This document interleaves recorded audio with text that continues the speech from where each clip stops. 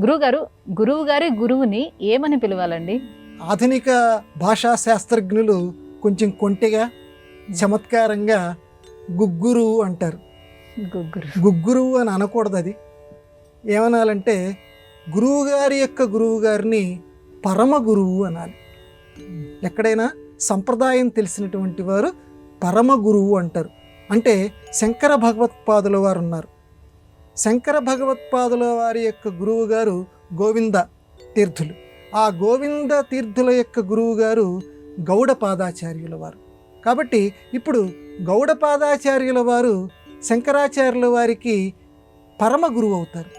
తన గురువు గోవింద నా అభిధేయులకి ఆయన గురువు కాబట్టి గౌడపాదాచార్యుల వారిని పరమ గురువు అనేటువంటి పేరుతోటి శంకర భగవత్పాదుల వారు సంబోధించారు. కాబట్టి ఈ లోకంలో కొన్ని పదాలు తెలుసుకుంటూ ఉండాలి. ఇప్పటికీ కూడా బంధుత్వాల విషయంకి వచ్చేసరికి మన వాళ్ళు కంగారు పడిపోతూ ఉంటారు.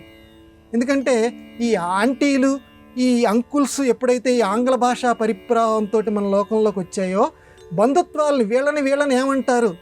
మా నాన్నగారు ఎవరికి మామగారో వారి కోడలి నాన్నగారు నా కొడుక్కి మామగారు అని అంటే జుట్టు పీక్కునేటువంటి వాళ్ళు ఇప్పటికి చాలామంది ఉన్నారు. అర్థమవుతుంది. ఎందుకంటే అమ్మకి నాన్న, అమ్మ నాన్న యొక్క చెల్లెలి యొక్క భర్త ఏమవుతాడరా అంటే ఒక నిమిషం తడుముకునేటువంటి వాళ్ళు ఇప్పుడు ఉన్నటువంటి ప్రపంచంలో చాలామంది ఉన్నారు.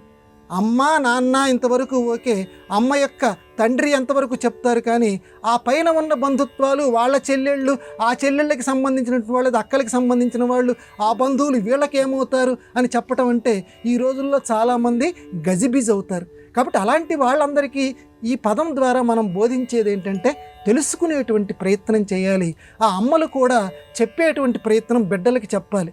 ఇదిగో నాన్నగారి చెల్లెలు, ఆ చెల్లెలి కొడుకు నీకు ఇలా ఫలానా అవుతాడు అని చెప్పి ఈ రకంగా చెప్తూ ఉంటే వాళ్ళకి కూడా ఆ బంధుత్వాల యొక్క వరుస తెలుస్తాయి. గురువుగారిని ఏమనాలి అంటే పరమ గురువు అనాలి. ఇలాంటి సంప్రదాయబద్ధమైనటువంటి బంధుత్వాలు తెలుసుకుంటూ తెలుగు నా యొక్క సంస్కృతిని మనం అందరం నిలబెడదుము గాక.